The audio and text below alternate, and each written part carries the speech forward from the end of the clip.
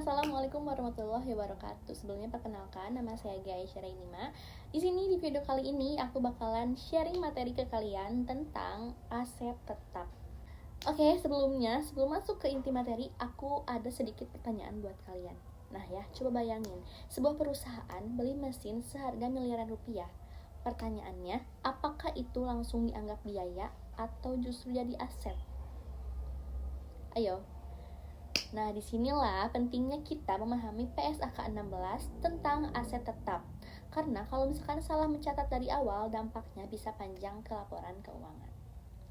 Oke, jadi aset tetap itu sebenarnya apa sih? Nah, secara sederhana, aset tetap adalah aset berwujud yang digunakan untuk operasional perusahaan dan dipakai dalam jangka panjang. Jadi bukan untuk dijual kembali. Kalau diringkas, ciri-cirinya ada. Yang pertama itu dipakai untuk kegiatan operasional. Yang kedua, umurnya lebih dari 1 periode. Yang ketiga, punya bentuk fisik. Contohnya ya seperti gedung, kendaraan, mesin, atau peralatan kantor. Nah, tapi nggak semua barang bisa langsung disebut sebagai aset tetap. Jadi ada 2 syarat penting yang harus dipenuhi. Apa aja tuh? Yang pertama, aset tersebut harus punya potensi memberikan manfaat ekonomi di masa depan. Yang kedua, biaya perolehannya bisa diukur secara andal. Nah, kalau misalkan 2 hal ini nggak terpenuhi, maka dia tuh nggak bisa diakui sebagai aset tetap.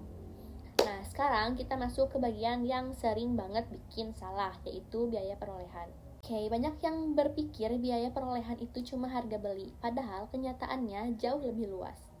Biaya perolehan itu mencakup semua biaya yang diperlukan supaya aset siap digunakan. Misalnya, harga beli, biaya pengiriman, terus instalasi, pengetesan, sampai tenaga kerja yang memasang aset tersebut. Logikanya simpel, jadi semua biaya yang bikin aset itu siap dipakai itu masuk.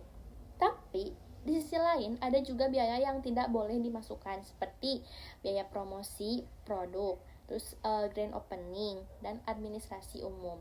Kenapa nggak boleh dimasukin? Karena biaya tersebut tidak berhubungan langsung dengan fungsi aset.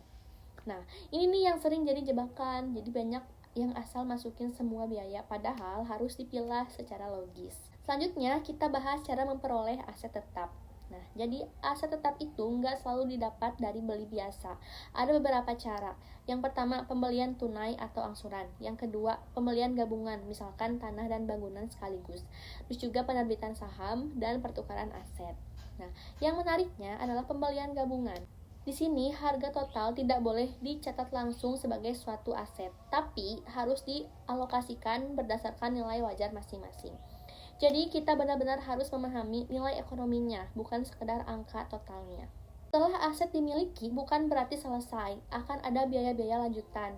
Nah, di sini kita harus bisa membedakan 2 jenis biaya. Yang pertama, biaya pemeliharaan, kayak servis rutin, perbaikan kecil.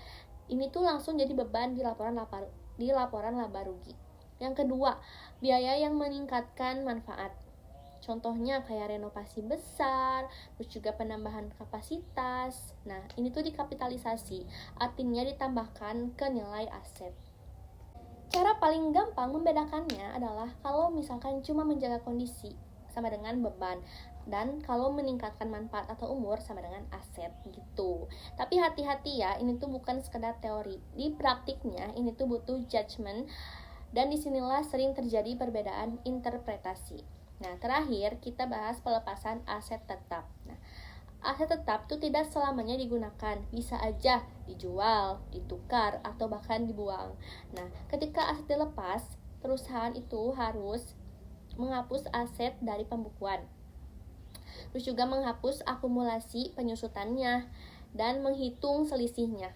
Selisih ini yang jadi laba atau rugi. Kalau misalkan harga jual lebih tinggi dari nilai buku sama dengan laba. Tapi kalau lebih rendah sama dengan rugi. Nah, yang penting untuk dipahami, laba dari penjualan aset itu bukan pendapatan utama perusahaan karena sifatnya hanya insidental. Nah, jadi kalau kita tarik benang merahnya, PSAK 16 itu mengatur seluruh perjalanan aset tetap dari awal diperoleh, digunakan, sampai akhirnya dilepas. Dan kunci utamanya bukan cuma hafalan, tapi memahami logika di baliknya. Karena dalam akuntansi, satu kesalahan kecil aja di awal tuh bisa berdampak besar ke laporan keuangan secara keseluruhan. Oke, itu aja sih penjelasan dari saya. Semoga materi ini bisa membantu kalian memahami aset dengan lebih jelas dan lebih masuk akal. Terima kasih. Mohon maaf kalau misalkan ada kata-kata yang kurang berkenan. Sampai jumpa di video berikutnya. Bye-bye.